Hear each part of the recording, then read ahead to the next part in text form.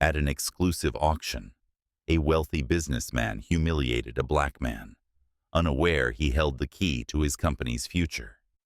What began as an act of racism spiraled into a confrontation that exposed systemic injustice and shattered the businessman's pride. What happens next will shock even the most seasoned. But let's start at the beginning. Ethan Caldwell exuded authority and precision, a man who wore his success like armor. In his early 50s, he had the weathered, confident look of someone who had clawed his way to the top and intended to stay there. His tailored navy suit, cut to perfection, complemented his athletic build and conveyed his meticulous attention to detail. The faint glint of a platinum cufflink caught the light as he gestured, underscoring his air of understated wealth. His graying hair, slicked back with care, gave him a distinguished appearance, though his sharp blue eyes gleamed with the intensity of a man who never truly relaxed. Sitting at the head of the Springwood auction house, Ethan surveyed the room with an air of practiced dominance. Every aspect of his demeanor, his booming voice, his deliberate movements, and his sharp wit was calibrated to command attention. He relished the feeling of control in these high-stakes environments, viewing himself as the ultimate gatekeeper of taste and power.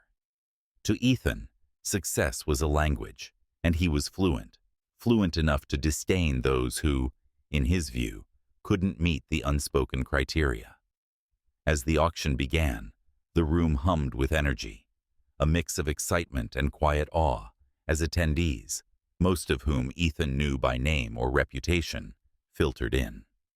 They exchanged pleasantries, their polished appearances and muted whispers, affirming their belonging in this exclusive circle. Amid the sea of tailored suits and designer dresses, Ethan's gaze fell on Elijah Reed. The contrast between the tall, poised black man and the predominantly white crowd was striking. Elijah's crisp, understated suit fit impeccably, but to Ethan, his presence was an affront, a challenge to the unspoken rules of the space. Ethan's initial reaction was instant and instinctual, a flicker of dismissiveness that hardened into disdain. "Who invited him?" he muttered to his assistant, his voice sharp and clipped. His approach toward Elijah was calculated, designed to assert dominance and remove what he perceived as a disruption. "Excuse me," Ethan said loudly, drawing every eye in the room. His cold, piercing gaze bore into Elijah.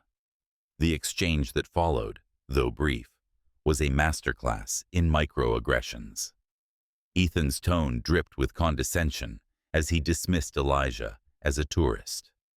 When Elijah quietly exited, the palpable discomfort in the room was overshadowed by Ethan's fleeting sense of triumph, a triumph soon to unravel in ways he couldn't anticipate. The atmosphere in the Springwood auction house was electric, a crescendo of anticipation as the centerpiece item, a sprawling commercial property in the heart of the city, came up for bid. This wasn't just any property. It was the gem of Ethan Caldwell's portfolio, a keystone for his plans to expand his empire. The buzz in the room grew louder as the auctioneer began the bidding, his voice crisp and commanding, slicing through the murmurs of the well-heeled crowd. Ethan, seated at the center of the front row, radiated quiet confidence. His eyes narrowed slightly as the initial bids rolled in, respectable, but far from his threshold. He was a hunter, and the room was his domain. With a flick of his paddle, he escalated the game, setting the tone for an aggressive round of offers. His determination was palpable. Losing this property was not an option. Then, out of nowhere, the auctioneer acknowledged a new bid, anonymous, and placed via phone. A ripple of whispers spread through the room. Ethan's brow furrowed, his lips tightening into a grim line. The bid was bold, higher than expected at this stage. For the first time, a sliver of uncertainty crept into his expression. As the auction intensified, The mystery bidder continued to match every increase. Ethan's frustration mounted with each paddle raised, his gaze darting to the auctioneer as if demanding answers. Around him, the crowd buzzed with speculation. Who had the audacity and the resources to challenge someone of Ethan's stature? Some suspected an overseas magnate. Others wondered if it was a strategic rival. Ethan dismissed the thought with a scoff. No one could outmaneuver him. When the auctioneer's gavel finally came down, declaring the property sold, a heavy silence fell over the room. Ethan's knuckles whitened around his paddle as he clenched it, his jaw tightening in suppressed fury. The final bid was astronomical, even by his standards. "To the anonymous bidder," the auctioneer announced, his voice echoing in the hall. Ethan exhaled sharply, his competitive spirit bruised, but not broken. He rationalized the loss as a fleeting setback, certain that the buyer was just another wealthy opportunist. He had no idea how personal this defeat truly was. Ethan Caldwell strode into his office the next morning, his usual confidence restored after the frustrations of the previous night. He adjusted his cufflinks and brushed an invisible speck of lint off his tailored blazer. His mind was already racing with strategies for the day, acquisitions to finalize, meetings to dominate, and, perhaps, a way to counterbalance the unexpected loss at the auction. The atmosphere shifted the moment he stepped into the lobby.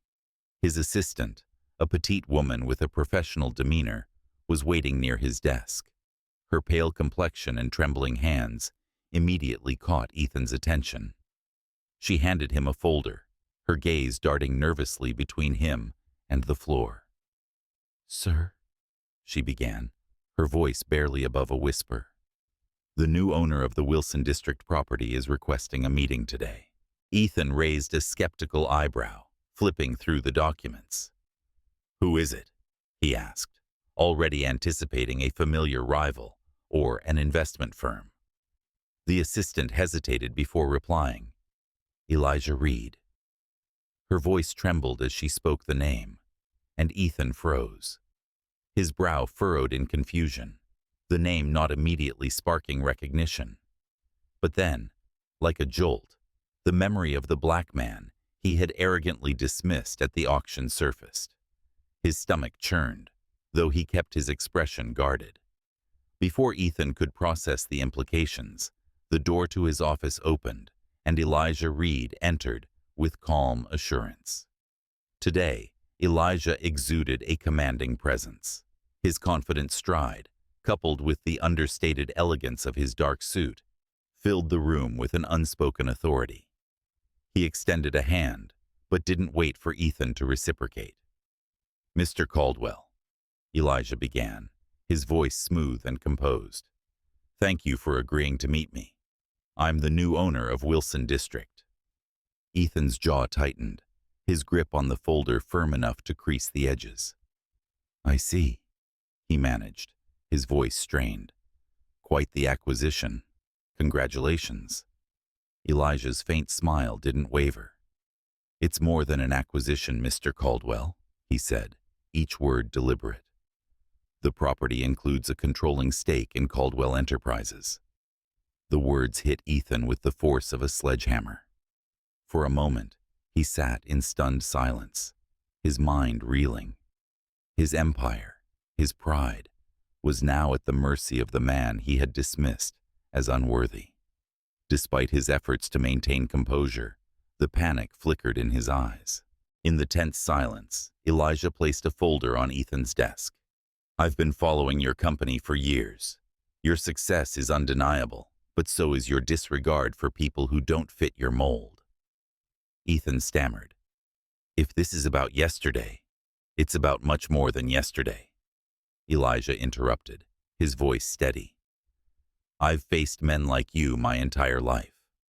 Men who underestimate me, who think I don't belong. Yesterday was just one more reminder." Ethan shifted uncomfortably.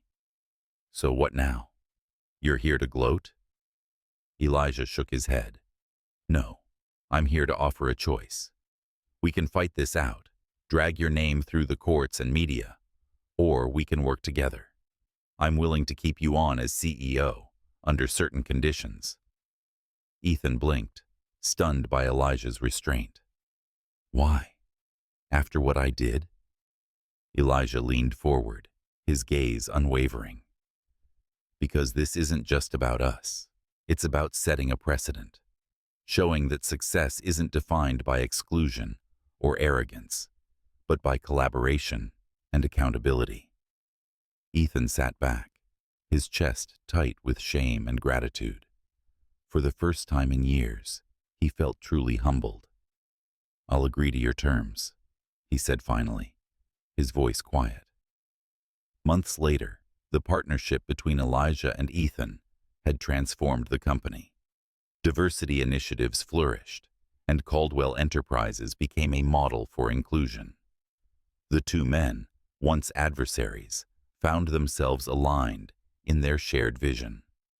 Though the memory of their first encounter lingered, it became a reminder of how much change was possible when power was wielded with empathy and respect.